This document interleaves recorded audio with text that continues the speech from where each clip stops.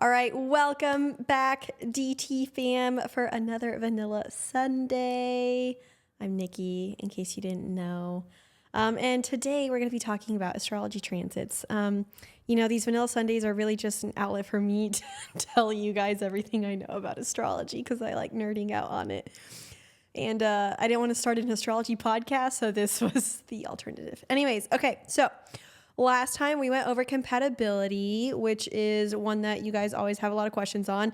But this week, let's talk about transits because a lot of times, like if you're on TikTok or, you hear about like Mercury retrograde or whatever, like those are transits and they're like a lot of time, or that's what a lot of the content is about, transits and how it's all like affecting your chart.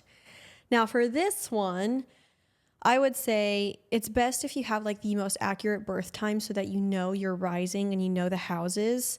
And then in terms of like which house system to use, I like to use equal house. You can use whole house. You can use Placidus. Those are probably the three most common ones. But equal house, I think, is kind of like a nice mix of both Placidus and whole house, which I'm not really going to get into because it's just a lot to explain. But anyways, you pick one of them, doesn't matter.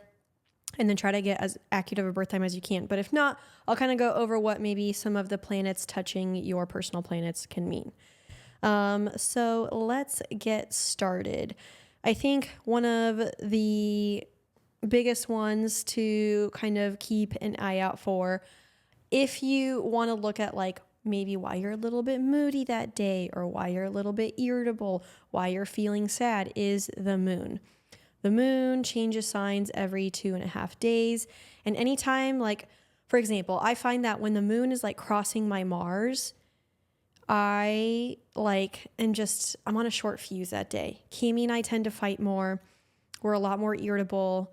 Because think about Mars. Mars is like, energy. It can be a little aggressive. It's like the instigator. And then you've got the moon, which is your emotion. So when the two are touching, you tend to have kind of maybe some like stronger emotions, some more irritable emotions, that kind of thing. So if you look at where your chart is, a lot of times when you pull up your chart, and no matter if you don't have the birth time, you can look at, you can just look at the planets. But anyways, and then see where the moon is falling like on your chart. If it's hitting Mars, might be a little bit more of an irritable day. If it's hitting Mercury, that tends to be a pretty chill transit, I don't find. Maybe you'll have some more conversations with people that are more emotionally charged, things like that. If it's hitting your sun, again, might be feeling a little bit more emotional. If it's hitting your Venus, maybe you and your lover or you and your boo are going to have a little bit more lovey-dovey time, or maybe you're going to have a little bit more kind of emotional conversations. But yeah, the moon kind of tends to be what will dictate our like emotional state. And so as it goes through your entire chart, it's going to be like hitting all those planets and then also hitting like your houses. So hopefully that made sense. I'm trying to keep it as like high level as I can for you guys. Another one, the sun, by the way, I'm kind of skipping over the sun because it goes through each sign every 30 days. If you want to look at your rising, like wherever the sun is, like whatever house it is in, you might feel a little bit more energy in that area of your life. And I'll link below a chart that will show you what each house represents. So in case you want to use that for a reference. So for example, if the sun is like crossing your 5th house. So for example, say your 5th house is in Leo, sun is in Leo, you might feel a little bit more romantic that month, a little bit more creative, a little bit more kind of passionate, that kind of thing.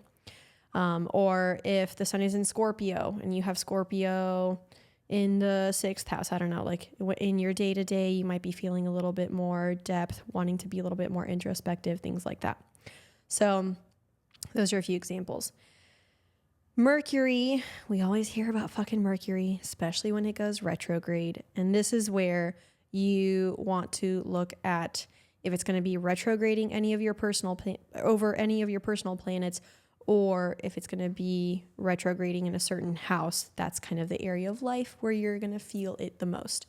For example, right now, Mercury is retrograde in Virgo. So if you have your birth time, pull up your chart and see what house you have Virgo in. That is the area of life where you might have a couple hiccups, might have some more introspection, might have some, kind of delays or things that make you kind of slow down and reevaluate. And it's going to be actually retrograding from Virgo into Leo. So it'll go from your Virgo house to your Leo house, and it'll kind of transition between the two. And then it's going to go back over Leo and Virgo.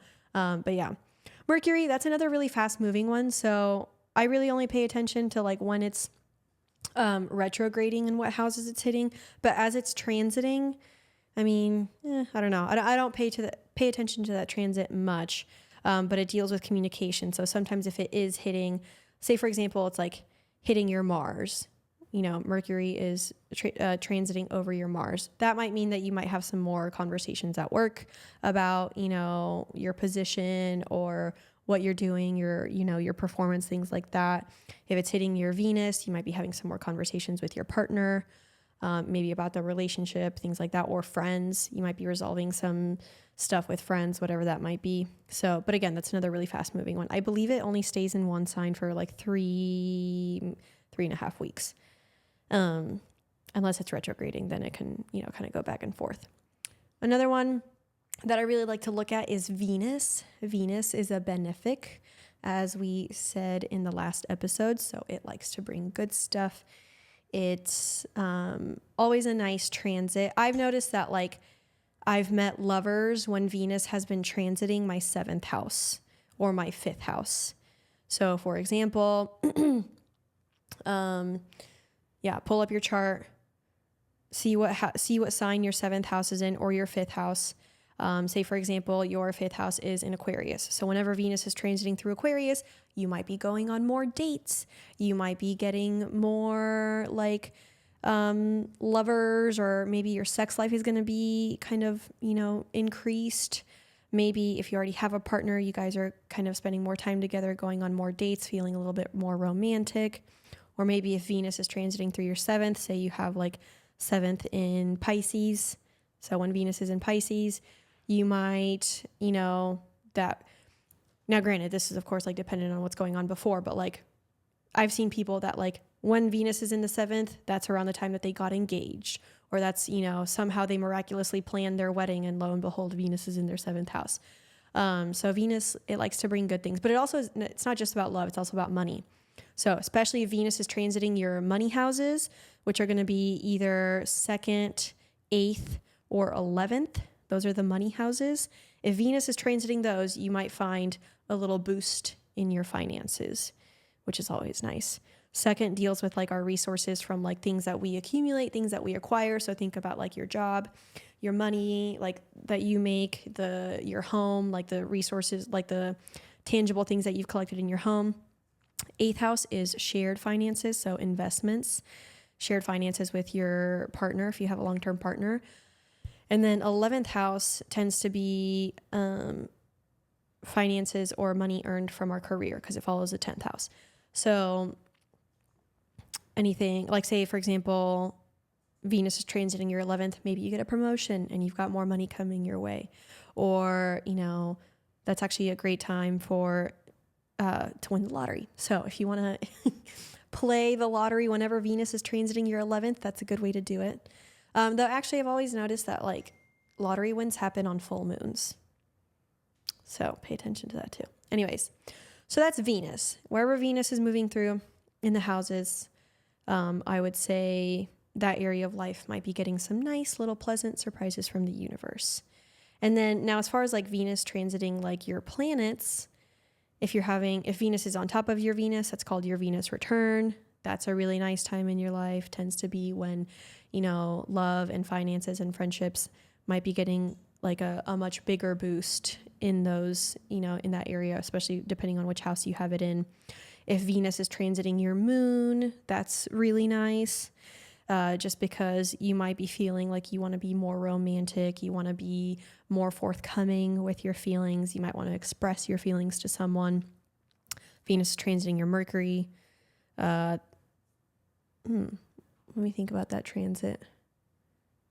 That's another one you'd probably like in your communication. You would be more caring, nurturing, forthcoming, all of that. When Venus is transiting your Mars, that would probably be a good time for like performance at work. Good time for like physical activity and like body health stuff. I always like that transit for like if you're trying to like hit like a certain, you know, like physique goal or something like that. That would be a good time to like kind of work with that energy there. So for example, if you're like, okay, I want to like lose 10 pounds, look to see when Venus is going to be transiting your Mars. And that might be like a really good time to like start hunkering down on, you know, diet or whatever it might be, something like that. So yeah, we love Venus. We love a Venus transit. Now, Mars. We already know Mars is a spicy one. Whatever house it's transiting, you're going to feel like a boost of energy. So for example, if it's transiting your third house, suddenly you might feel like you want to like, especially if you're in a creative or tech career or communication, like you might be writing more. You might be, you know, working on more projects. You might be doing more stuff with the community. You might be volunteering, things like that. If Mars is transiting your, you know, seventh house, for example, maybe you and your partner will fight more or just like have more conflict resolution. Just, you know, it kind of depends. Or seventh house is also long-term contracts. So if there's like something contractual that you've had in your life that you've been waiting to kind of like put some more energy into, a Mars transit in that area would be really good. So yeah, again, wherever Mars is transiting, you're just going to feel like a boost of energy. Like suddenly you want to like put more effort into that area of life. One that I can think of more recently is right around the time that Mars was transiting our second house was when Cami and I were like, you know what, maybe let's put a little bit more effort into, you know, our OF content and see what comes from it. Things like that. So yeah, Mars is good too. It's not as like beautiful as a Venus transit, but it's still, I mean, not that any transit is like good or bad, but some of them are going to come with a lot nicer energy and some of them are going to come with maybe a little bit more wild or kind of chaotic energy. Mercury can be a little bit wild too, just because it is so fast moving. Sometimes it can be a little bit of a wild card. Like, surprise, Mercury was transiting your sixth house and now like you ran over a pothole and your car needs new tires. That happens to me almost every Mercury retrograde. It sucks. So things like that. Now, if we want to focus on the outer planets, the ones that I really like to look to, for example, like I think Uranus stays in a sign for like 14 years. So it's a long transit. Pluto does as well. It's like 20 something years. Neptune is also one that's like, I can't remember how many, 17 years, something like that. So those are long. They're going to stay in one house forever. And right now, if you have Taurus, any late degree Taurus placements or like any prominent Taurus houses, that's probably where Uranus has been affecting it the most for the past 14 years. So it might be getting a lot of surprises there. But yeah, those tend to move a lot slower. So pay attention to them, but maybe not as much. But then you have Saturn and Jupiter. As I said before, Jupiter stays in each sign for a year. Saturn stays in each sign for 2.5 years. So wherever you have those planets transiting, you're going to have that energy affected. And I have like the perfect example for Jupiter. Jupiter just went from Taurus into Gemini.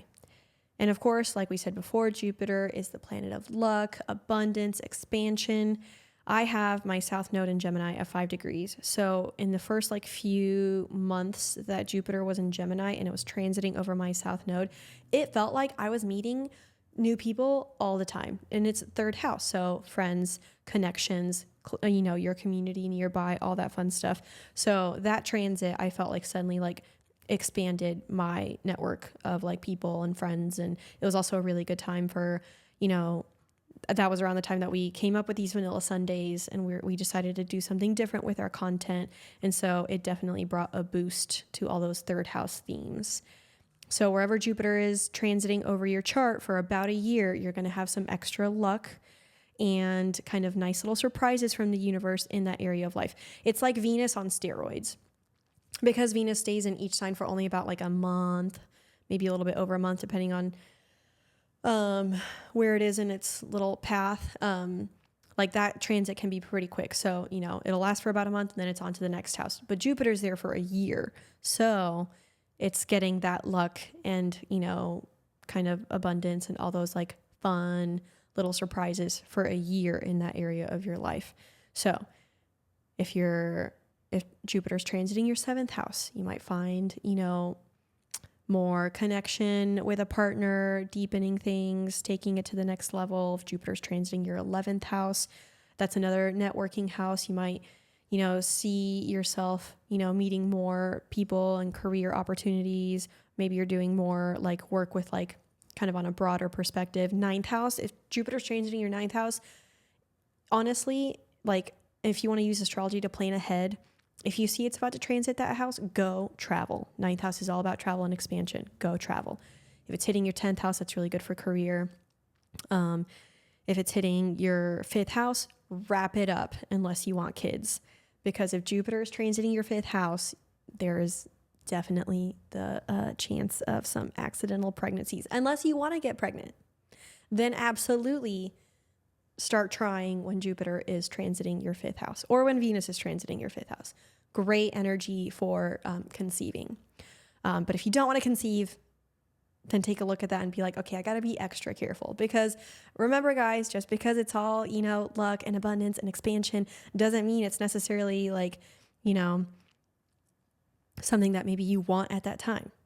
But the universe is like, we can give it to you. You can decide if that's, the energy you want to work with or not. So yeah, we love a Jupiter transit as much as we love a Venus transit, if not more, Venus. So yeah, I'm trying to think. Right now, Jupiter's in Gemini for a year. See where you have Gemini in your chart, or if you have any prominent Gemini placements. If you're a Gemini moon, Gemini Venus, Gemini sun, Jupiter's going to be transiting that. And so that's going to bring, those placements some really nice energy. Okay, and then Saturn. Saturn transits are tough because Saturn likes to teach us lessons. So wherever Saturn is transiting in your chart, that's where you're going to have some little tough moments. Remember, Saturn is Mars on steroids. So again, Mars, I think, is in each sign for about 2 months. So wherever Mars is transiting, about 2 months, you'll kind of feel that energy there. Saturn stays there for 2.5 years. So you're going to be like kind of going through it in that area of life for about 2.5 years. And it's not a bad thing. It's a slow planet. So it happens over time. It happens over the span of 2.5 years. But probably by the end of it, you're going to look back and be like, oh, wow, I see how that affected me, or like how that area of life got some kind of like tough lessons that I had to go through.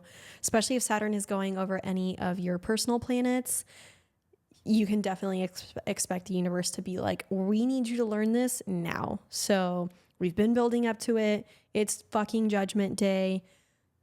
The lesson is here. Are you going to progress and evolve and grow, or are you going to stay in your ways and, not face this or whatever it might be? So right now Saturn is in Pisces.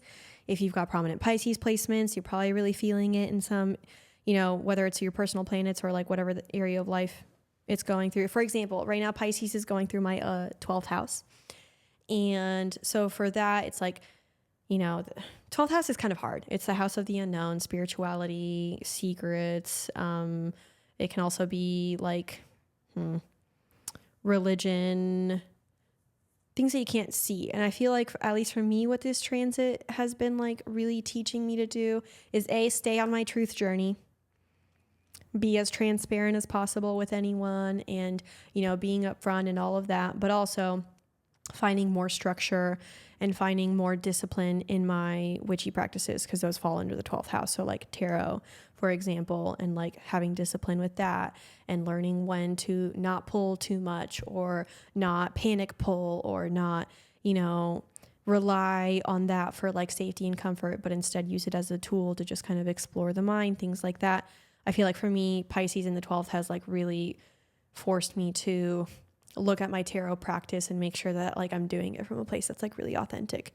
So that's been a journey. But for example, if you have Saturn going through, the 10th house, that's the career house. So are you happy in your job? Saturn's probably going to be asking you those questions.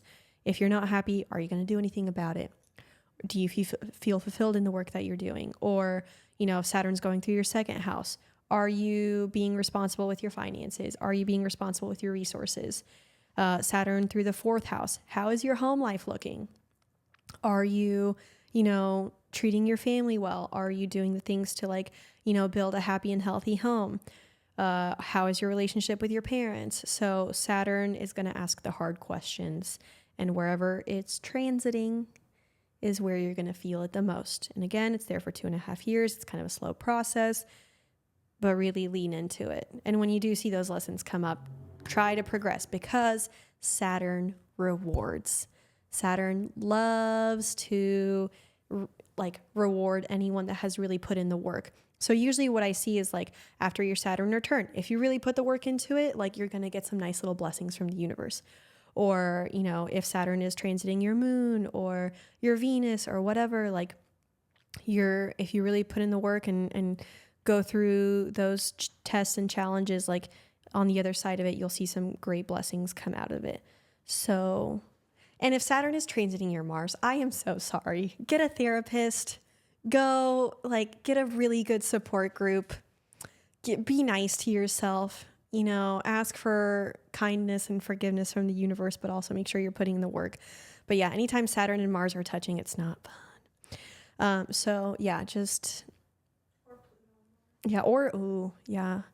If Saturn is transiting your Pluto, which granted most of us, it's not, it won't be transiting it for a long time, but yeah. So that's a toughie. I don't wish that on anyone. Ooh, I just realized someone in my life that's having that transit, but I think everything's going okay for them. But I also think that that's because they've put a lot of the work in. That's the thing. If you've already done some of that work and faced yourself and you're at kind of a good standing in that area of your life or with that placement, chances are Saturn's going to be like, you know what, we're good. I'm going to keep on going. Maybe I'll throw in a little curveball just to make sure that you've, grown and evolved and are sticking to it. But otherwise, it's going to be happy to leave you alone. But yeah, Daddy Saturn, yeah, that can be kind of a tougher transit. But we love Saturn. We really do, because at the end of it, you up level and you get to a better place. What was I going to say about Saturn? Saturn is exalted in Libra. So as a Libra, we are Saturn's favorite child. It is ruled by Aquarius. And is it also Capricorn? It used to be where it ruled both, was ruled by both Aquarius and Capricorn. But I think now it's just the traditional or the modern rulership is just Aquarius. And then, no, maybe it is Capricorn. TBD on that.